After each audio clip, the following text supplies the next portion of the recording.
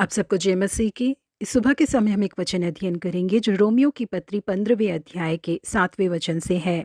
इसलिए जैसा मसीह ने परमेश्वर की महिमा के लिए तुम्हें ग्रहण किया है, वैसे ही तुम भी एक दूसरे को ग्रहण करो। 20वीं शताब्दी के बेहद प्रसिद्ध मसीह चिकित्सक के रूप में जाने जाते हैं पॉल टॉर्नियर। बचपन में ही अपने माता पिता को गवा देने वाले इनकी परवरिश इनकी बुआ और फूफा ने ही की थी। केवल 12 साल के ही थे जब उन्होंने यीशु मसीह को अपने उद्धारकर्ता के रूप में ग्रहण किया था। जिनेवा विश्वविद्यालय में अपनी पढ़ाई को समाप्त करने के बाद न केवल वो शारीरिक चिकित्सा करने के एक चिकित्सक बने, बल्कि लोगों की आत्मा और उनके मानसिक बीमारियों को भी जानने की कोशिश करते थे। वो उनकी आत्मिक जीवन के बारे में जानने के बाद ही उनका इलाज शुरू किया करते थे। जब विश्व भर के चिकित्सकों को ये बात पता चली कि उनके पास जो भी मरीज जाता है वो ठीक होकर ही बाहर जाता है, तो उनके पास जितने भी मरीज थे जिनका इलाज वो नहीं कर पा रहे थे, उन्हें वो उनके पास भेज देते थे। इस तरह से उनके पास आने वाले सारे मरीज चंगे होकर ही वहां से निकलते थे। स्विट्जरलैंड की जिस जगह में पॉल टोर्नियर रहते थे, वहां पर विश्व भर से बहुत सारे चिकित्सक आया करते थे। वो केवल यही जानने के लिए आते थे कि पॉल वहां पर ऐसा क्या करते हैं या किस तरीके से इलाज करते हैं कि सारे लोग वहां से चंगे होकर ही जाते हैं। जिसके लिए पॉल टोर्नियर का कहना था कि मुझे ये बात देखने में बहुत ज्यादा अफसोस होता है कि विश्व भर से